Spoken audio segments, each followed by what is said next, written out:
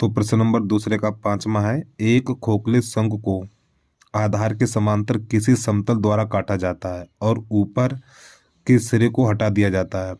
शेष शेष भाग का वक्रपृष्ठ संपूर्ण शंकु के वक्र पृष्ठीय क्षेत्रफल का 8/9 भाग है। तो इस यानी ज्ञात कीजिए कि शंकु किस ऊंचाई से काटा गया है, ये बताना हमें। इसमें ये ज्ञात करना है कि शंकु किस ऊंचाई से काटा गया। चलिए ध्यान समझना इस प्रश्न को। तो यहाँ पे हमारे प्रश्न नंबर है दूसरे का पांचवा, यानी यहाँ खाली ये है प्रश्न। चलिए समझिए। तो सबसे पहले प्यारे बच्चों हमें एक बनाना है शंकु बड़ा सा, इस प्रकार ये। तो देखिए भैया इस प्रश्न को जरा ध्यान सुनना, ठीक, थोड़ा कठिन सवाल है लेकिन है बहुत प्यारा सवाल। अभी हमारा पूरा शंकु बन गया, ठीक है। अब प्यारे बच्चों ये हो गई हमारी ऊंचाई। ये क्या शंकु की ऊंचाई है जिसे हम कैपिटल से लिखेंगे, ठीक है। ये यहाँ से लेके यहाँ तक ये बड़ी ऊंचाई है हमारी, इतना। और इसकी जो त्रिज्या है, इसकी त्रिज्या को भी कैपिटल से लिखेंगे और इसकी जो तिरछी ऊंचाई है इसको भी कैपिटल से ही लिखेंगे। और सॉरी माफी चाहता हूँ, एल है हमारा, ठीक है। ये एल होगा, एल बड़ा एल है, ठीक है। ये यहाँ से लेके यहाँ तक ही बड़ी एल है हमारी, इतनी। अब प्यारे बच्चों इसको ऊपर से कुछ ऊंचाई से यहाँ से ऐसे काट दिया गया इसको, मान के चलो इसको यहाँ से काट दिया गया, ये वाला भाग काट दिया गया यहाँ से इतना, ठीक। ये तो एक और शंकु बन गया ऊपर वाला। तो इसकी ऊंचाई मान के चलो छोटी एच, ठीक, स्मॉल एच। और इसकी ये वाली जो त्रिज्या है हमारी, ये वाली त्रिज्या है ये, इसको भी छोटी त्रिज्या कर लीजिए आर। उम्मीद है यहाँ तो कोई दिक्कत तो नहीं होगी आपको, समझ में एक एक चीज आ गई होगी। तो प्यारे बच्चों ये क्या है, बड़ी एच है, और ये क्या बड़ी आर है। ये छोटी एच है और ये छोटी आर है, और ये बड़ी एल है।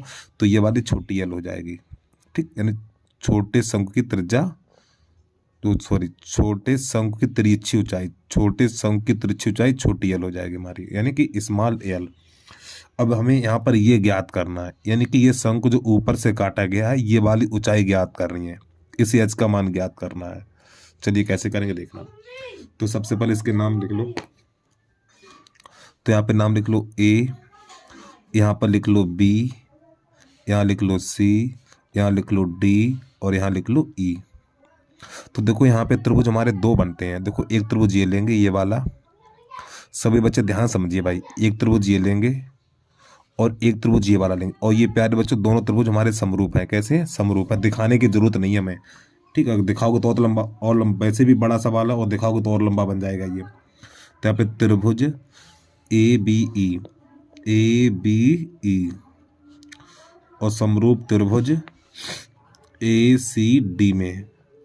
जब दो त्रिभुज समरूप होते हैं प्यारे बच्चों, जब दो त्रिभुज समरूप होते हैं तो संगत भुजाएं समानुपात में होती हैं, संगत भुजाएं समानुपात में होती हैं। तो पहले इसकी ऊंचाई लिखेंगे, यानी ए बी बटा फिर इसकी ऊंचाई ए सी बराबर, फिर इसकी त्रिज्या लिखेंगे बी ई, फिर इसकी त्रिज्या लिखेंगे सी डी, फिर इसकी तिरछी ऊंचाई ए ई,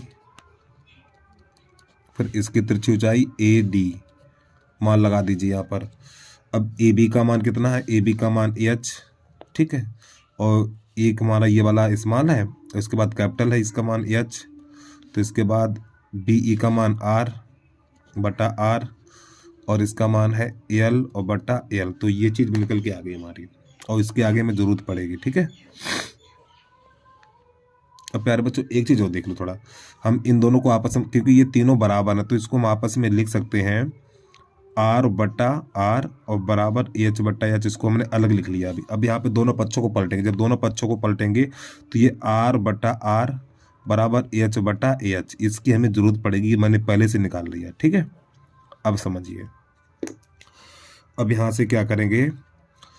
तो यहाँ पर जो प्रश्न कह रहा है, क्या कह रहा है, देखो प्रश्न कह रहा है यहाँ पर शेष भाग का वक्रपृष्ठ। तो यहाँ पे लिखेंगे शेष भाग का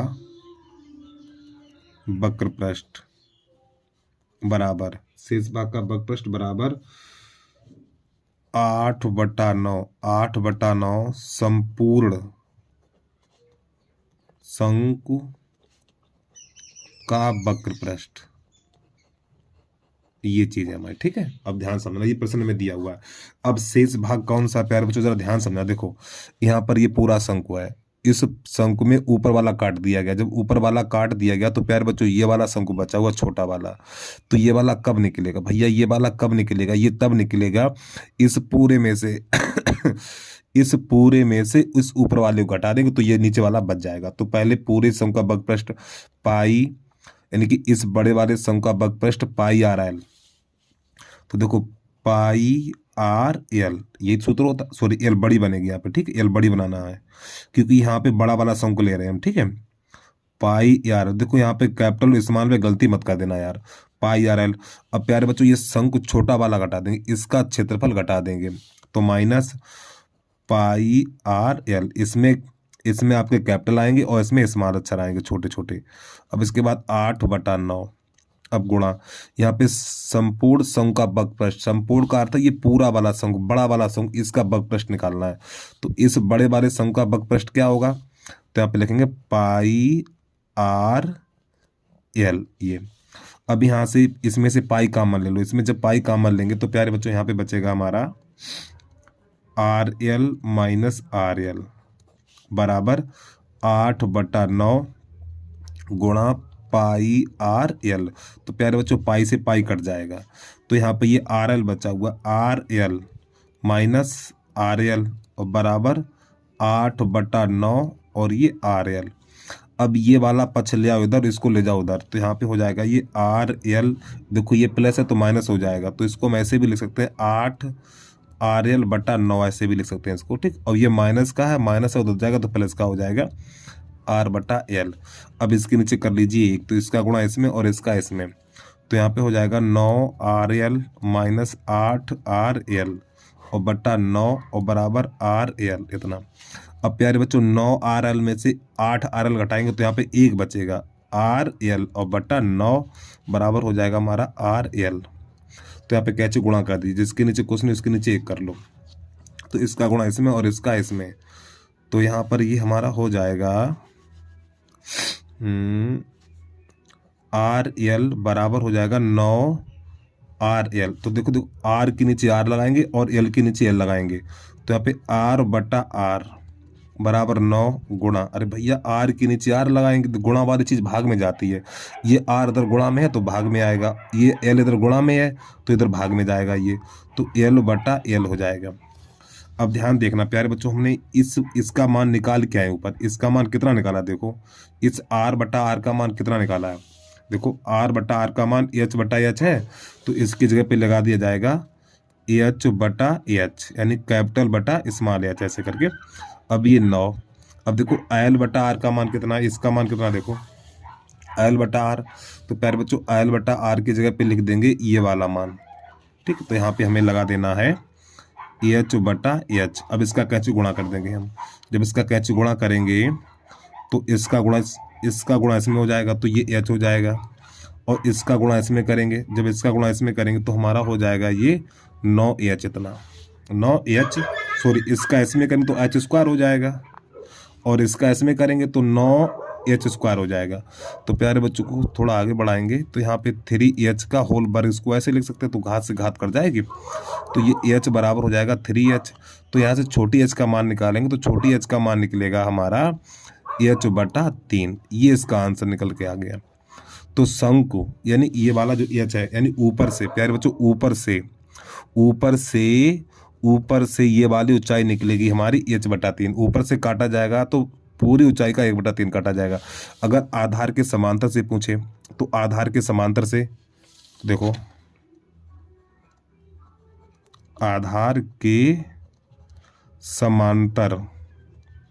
आधार के समांतर से शंकु की